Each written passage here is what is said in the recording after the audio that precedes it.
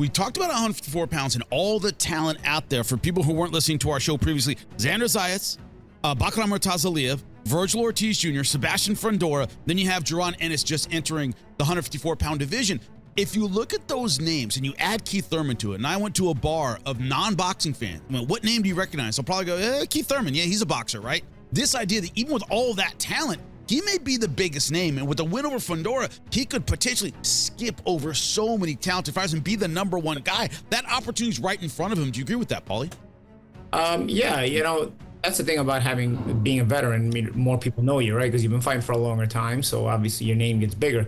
But the drawback of that is you've been fighting for a longer time and your name is bigger, but you're also around more, the age is catching up to you, Keith will be 37 next month. I know his birthday because he has my birthday. Myself, Jojo Diaz, and Keith Thurman randomly, coincidentally, all have the same birthday. Different years, but it's the same birthday, So I know his birthday. I know he'll be 37 next month. So it's not easy at that age, I'll tell you.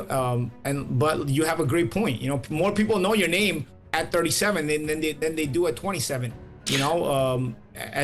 And we talked about that in my other video, that if Keith Thurman has an opportunity, man, a huge opportunity, if he can get past Fundora. That's why it's so disappointing that he wasn't able to get that fight. And I think he had a pretty good shot at beating Fundora. I think Fundora, he's changing his style at this young age because I don't think his body can take those wars, man. He's had some big time wars, this Fundora kid, and he's lanky. His waist is like this big. I mean, you don't think some body shots and the way he punches with all that torque, he's not a big bone guy.